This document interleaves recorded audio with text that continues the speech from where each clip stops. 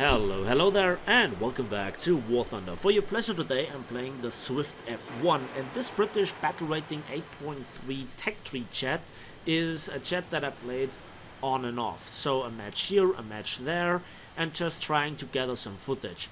But the match is actually completely uncut. It is a single match, and it is not the craziest match that you'll see, but it is one where I think the stars aligned themselves nicely, and it's a battle where I'm really okay with.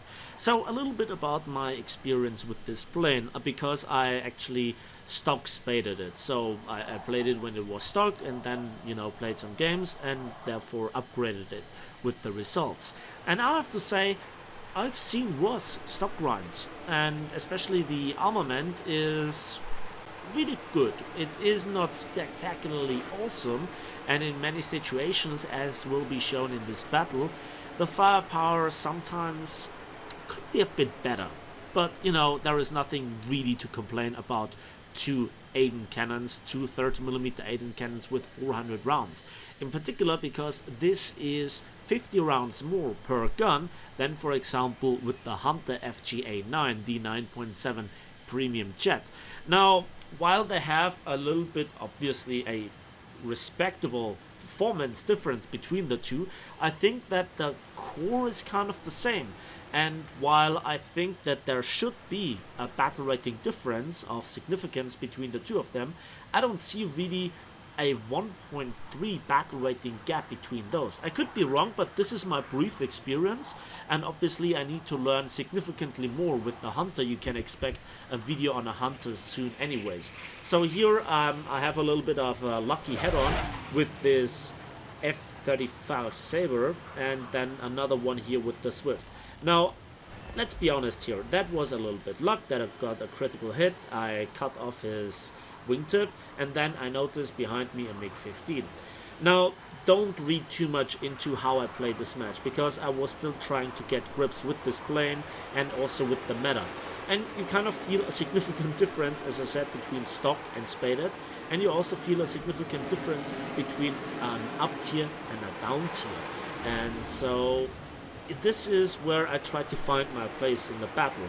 So in this battle I didn't really take it serious, all the more amusing it is that there I get now the kill assist while actually taking another wingtip, this time of a Sabre. So this kind of sets the tone for this battle. I tried to help out my teammates here. I tried to get kills of opportunity while trying to avoid attacks. This is a pretty noobish approach. Yes, I get then a second kill assist, and I thought to myself, oh great. Is this now my kill assist orgy that I'm celebrating? Not really looking for that, but every kill assist, every kill kind of helps your team, helps you in winning the games and getting for what you have done just simply more. A shame that the Seahawk got here the air-to-air missile strike on the A5 Sabre, because I thought that I had here a good chance of intercepting him here. So yeah, here we used what I think is really great energy retention of the Swift to just climb, go back to altitude, get some energy, and immediately I can't resist here trying to get on the tail of this MiG-15. Again, trying to help out here my Sabre comrade. Yeah, that's strange, but kind of right. So the thing about this plane is that its successor actually has air-to-air missiles and has obviously better performance. I haven't played it for myself yet, but I can tell you that I really missed the air-to-air missiles, the fire flashes, quite a lot. They are not the best, with only 2 Gs of maximum overload, but they are better than nothing, in particular when hunting bombers. And so I was not really so after the bombers like, with some other planes.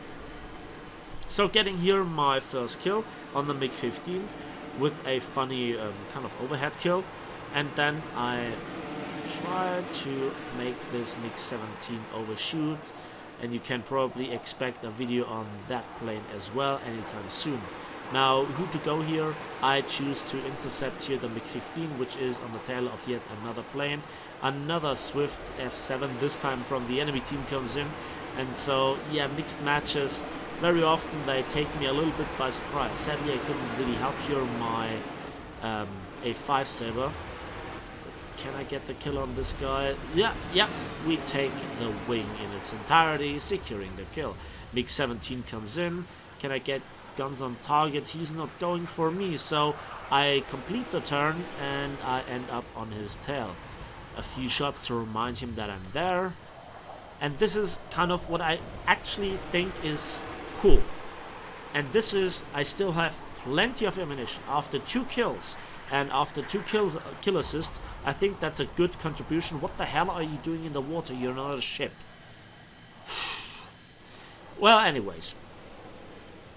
So this guy is running and he's extending. I'm not quite sure how those 2 planes kind of compete. As I said, I'm not an expert in jets, but I think it's better to break off here and let him run. I won't catch him before any of the AA.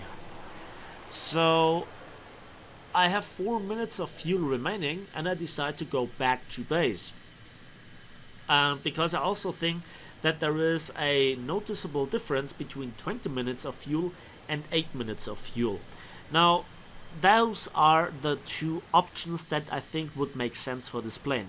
Jet battles rarely take really long, and so that is kind of the point, to make the best of the performance that you have count in that, yeah, let's say 5 to 10 minutes. And very often I get killed anyway before I reach that, so I think to myself, 8 minutes, I risk it. Actually, in the battles prior to this one, I used 20 minutes of fuel, and I just kind of missed it here a little bit, the performance a little bit. And so here, because of the lack of an air brake, I make some funny maneuvers to kill the speed. I'm also not quite sure at which point I will rip my flaps and at which point I will rip my gear, so this is careful testing. And this is one of those things that annoy me really. So I barely lose here speed with the landing flaps completely, in full action together with the landing gear, and I barely lose speed. And on this map, on the Ruhr map, which is one of my favorite maps in War Thunder for all tiers, this is one of the longer runways, and I just don't lose speed. You see, I'm braking here. This is probably losing as much speed in my car if I only go off the throttle. That's just, it annoys me greatly. It's just one of those points. And, again, we are really lucky that we get here this long airstrip, this long main airstrip on the Ruhr map. So coming to a halt, and we have 20 seconds till repair. And this is where I begin to sweat a little bit. Ghost 5555 here is pretty low on the ground. I have no idea what he's doing. Is he going after ground units? Is he just kind of damaged and doesn't have the performance to get home? I don't know. But there are 2 of us and there are 2 of the enemy, so this is a 2 versus 2. So I'm really worried that he is here happily ground striking or just loitering around the ground units, not really doing anything, because I can't see the enemy. And even at this distance, if the enemy would be in the vicinity, he would be rendered. So he's pinging the map. And I think to myself, I'm a somewhat decent pilot, but I think one of the enemies is a bomber and the other one is the MiG-15 that I just broke off the pursuit. So I'm not really quite sure what to think about this scene right now. Does this guy know what he's doing? Does he let me down in the endgame scenario? This is awkward. This is really awkward. And so now I am really worried, and you can see me by typing in chat, do not fly into the A. Also, what worries me quite a lot, he doesn't respond. He doesn't respond at all. Is he a Russian player that can't really understand those, I think, Latin letters? Don't get me wrong, I think it's Latin letters. It's not Cyrillic, is it? So, those things just happen, even though I can see his name, and it's in English, obviously. Very often, such players also are, from Russia, and then there is a little bit of a problem with the communication. So now I can see that's the B-57, which is quite a distance away, and they are way too close for my personal comfort on their airfield. So I'm really, really worried. I don't know if you can understand this, but this is one of the better games that I had, where I think it's really worth showing so far. I don't want to lose this, and he actually kills him. He actually kills him. An A5 saber kills a MiG-17, and that is quite nice. So at this point, I think we have saved the game, or actually he has. I have no idea how he did it. Yeah, but probably the MiG-17 was just taking off the airfield. So now I want to just see where the bomber is, where he's heading. And lately I've also noticed that some B-57s try to space climb. Now those planes have incredible high altitude performance, and it's so nasty to catch them. And again, it's one of those occasions where I really want to have an air-to-air missile, because they have problems to really dodge them, and so this is where you just can save yourself in the end game a few minutes of climbing and trying to get guns on targets. So at this point I'm closing in quite hard. You can see nearly 1,000 kilometers or 900 kilometers per hour, and the second I pull the trigger, he yeah, he avoids. And this is then one of those scenarios where I think, yeah, I could have done this a little bit better. So the A5 saber obviously is also joining the fight.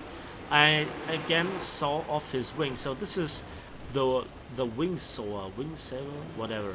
Undershooting, getting some sparks, then the control surfaces, and those were some nasty, nasty sparks. But I got the kill. It's the third kill with those other 2 assists. I think that counts technically as a jet ace. Ooh, comment section is burning. But yeah, I survived. Together we kind of secured this match. It's just a nice, decent battle.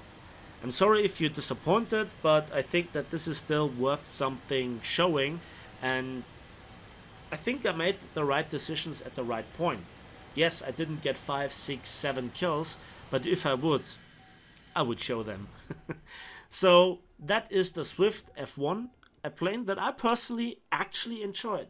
In fact, I enjoy much more chat gameplay right now through the various battle ratings that I thought I will. So 13,000 vehicle research points, 72,000 silver lines, another upgrade, and another warbond mission. So that is a plane that I actually kind of can recommend. So the grind for it is actually not too hard. It doesn't cost you too much. So this is, I think, relatively mid-chat friendly. That's personally my opinion. And having said this, that's it for me today. So thanks for watching, thanks for listening. Please give this video a like with it, subscribe if you want to see more. Let me know in the comment section what you think about this match. And as usual, we will see each other on the waves, on the battlefields, and in the skies of War Thunder.